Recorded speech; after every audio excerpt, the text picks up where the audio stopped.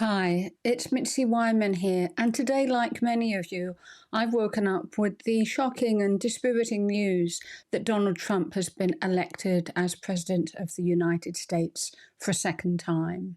And I wanted to say something about what I think is behind this, because we're reading so many opinions in the news, but I think there's something that really stands out for me. First, there are the very real economic frustrations that people are facing. Many Americans feel less well off than they did 4 years ago. Inflation, the high cost of living, stagnant wages, these all really hit hard. And it's the same for those of us here in the UK. But I think what is very different for those of us over here is that we have worker protections that don't exist in the US.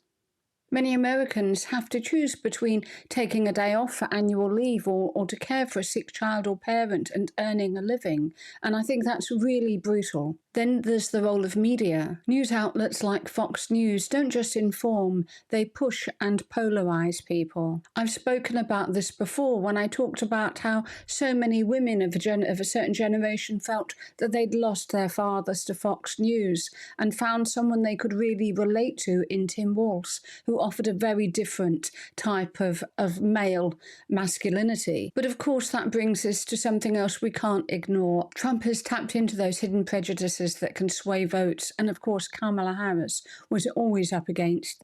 So what does this mean? Well, for me it means Americans are angry and hurting, but voting for a divisive leader isn't the answer. Real change requires leaders who have empathy and compassion and really understand working people.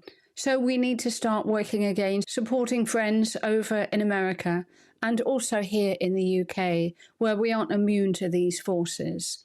I'm Mitzi Wyman. Thanks for watching. Bye-bye.